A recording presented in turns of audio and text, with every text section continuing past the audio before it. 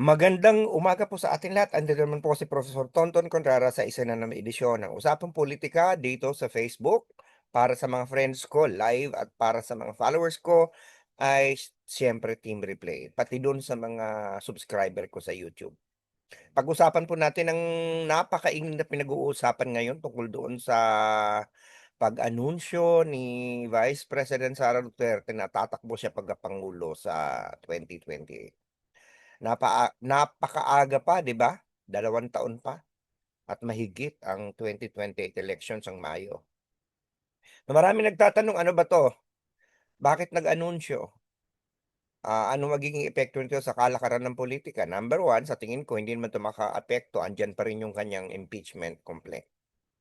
At nadagdagan pa nga, 4 na ngayon, hindi 3. Pero ang tanong, magbabago ba kaya ang isip ng mga congressman? Mabawasan ba yung mga susuporta sa kanya? Abangan ang susunod na kabanata. Pero one thing na napansin ko, alam niyo, nung nag-anunsyo siya parang walang fanfare, parang hindi handang-handa. Pinapanood ko yung mga video parang wala man lang, 'di ba dapat 'pag nag-aanunsyo ka merong mga yun, prepared. Parang hindi prepared, eh, parang binasa yung speech niya tapos parang yun, yung parang parang it's something that has not been planned. So, it makes you suspect na this is something na ginawa knee-jerk. Kasi unang-una napakaaga pa. Pangalawa, alam mo, kung tutuusin natin, sa kasaysayan ng eleksyon sa Pilipinas, ang naunang nag-aanunsyo hindi na nanalo. Sa mga nakaraang eleksyon, yung mga una-unang nag-aanunsyo na atat, yun yung mga hindi na nanalo. For some reason, I think it's a sumpa yun, eh, na parang 'pag nauna ka at 'pag nauuna ka rin sa survey, gano'n yun, eh. 'Pag nauna ka sa survey, hindi ka rin mananalo. Parang parang ito ba ay gustong patunayan ni Sara Duterte na she's going to break the the pattern na parang yung gano'ng sumpa na yun mawawala sa kanya, abangan natin. Ako kasi ang suspecha ko dito, I think, she's being besieged. Her father is going to face the ICC for the reading of the charges, the confirmation of charges, and she's going to face the impeachment court. So kailangan nilang mag-ingay, kailangan nilang magkaroon ng pag-uusapan. Kasi 'pag gano'n, ang narrative kasi do'n, sila parehong biktima. Ang narrative do'n, helpless sila, wala silang control, they are not in control. How do you take control of the narrative? You create a noise, at ito ay iingay. Unfortunately for Sara Duterte, it's a very poorly staged, spectacle. Kasi ayun, kasi nga halata mo talagang parang hindi siya napagplanuhan. And besides, if the intention kasi may nagsasabi intention ka dito manakot daw ng mga congressman para sa impeachment. Ako hindi ako naniniwala dun kasi malayo pa ang 2028. Ang mga congressman maring oportunista yan pero alam niyan kung kailan kikilos. Meron pang 2 cycle ng budget, yung para sa General Appropriations Act ng 2027 at para dun sa General Appropriations Act ng 2028. Ang 2028 yan yung ano, yan yung election year. Right now, there is still a supermajority, there is still a speaker who is an ally of the president. The dominant party is still the president. So sila ang nagkokontrol ngayon ng budget, sila ang nagkokontrol ng direksyon ng kalakaran sa House. So yung mga kikilos dito, parang sasabihin mo, parang, masyadong maaga para sila ay bumaligtad o bumalimbing. Kasi maraming at stake yung kanilang paghawak ng mga komite. And I don't see they can only move if there is a big migration towards Sara Duterte, that it's going to up overturn the majority. I don't think that will happen. So kung babaligtad ka papunta kay Duterte, 'di pupunta ka minority. Eh, sinong makakasama mo sa minority? Eh, makakasama mo sa minority sila ang Makabayan Black, ang Akbayan, ang ibang Liberal Party, 'di ba? Hindi mo naman kakampi yung mga yun, 'di ba? So, mawawalan ka ng pagiging chair ng komite, masisira pa pangalan mo, baka hindi ka na makakuha ng mga kung ano-anong mga benefits and favors, 'di ba? So, masyadong maaga. Siguro 'pag 2028 to later 2027 puwede kong masabi na nandiyan nagbabalimbingan na, pero ngayon it's too early. So, walang walang epekto 'to sa majority sa House at gano'n din siguro sa impeachment ni Sara Duterte. In fact, I would even surmise that her move even galvanized the move to impeach her. Kasi siyempre yung mga takot sa kanya, yung mga ayaw na maging presidente siya, sa halip na matakot 'yan, ngayon kikilos 'yan. If the purpose is to threaten the members of the House, that if I'm president, alam ba yung sinasabi ni Daryl Yap at saka ni Cathy Binag, "'Pag hihiganti-iganti mo kami, lagot kayo." 'Di ba, mga gano'ng klase ng tono.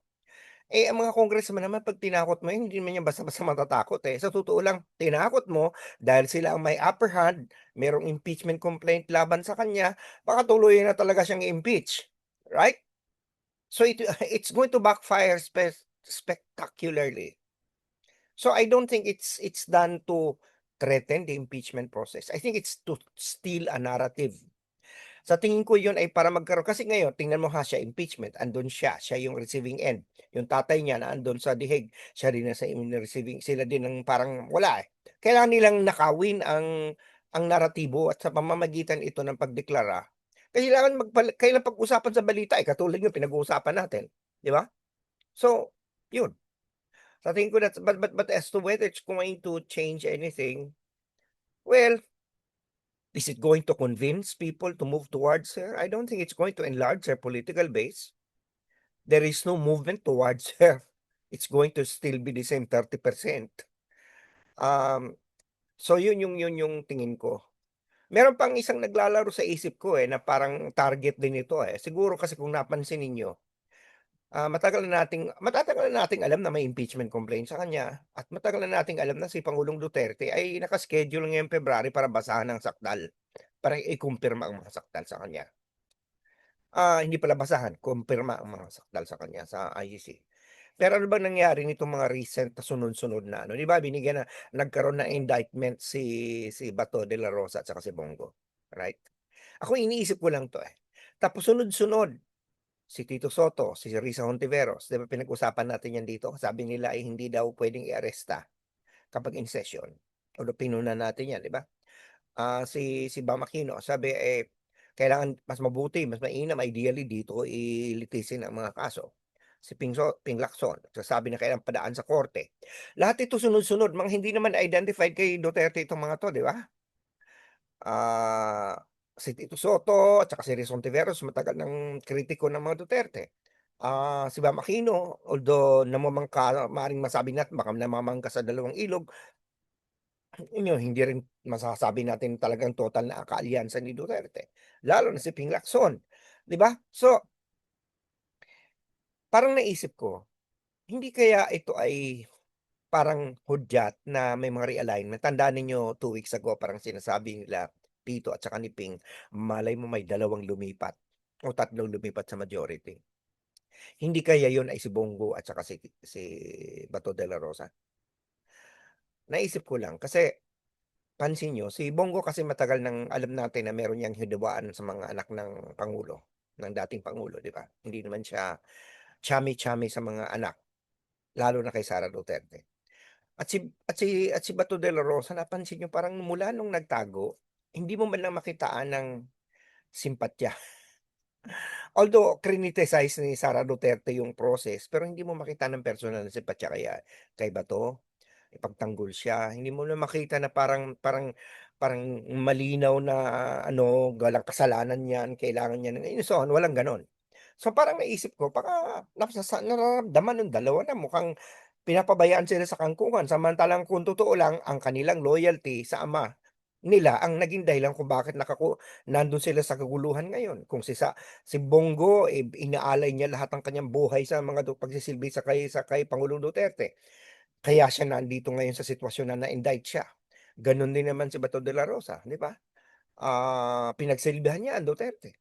Pero ngayon parang yung mga anak parang hindi siya masyadong pinapansin, right? So siguro yun yung signal.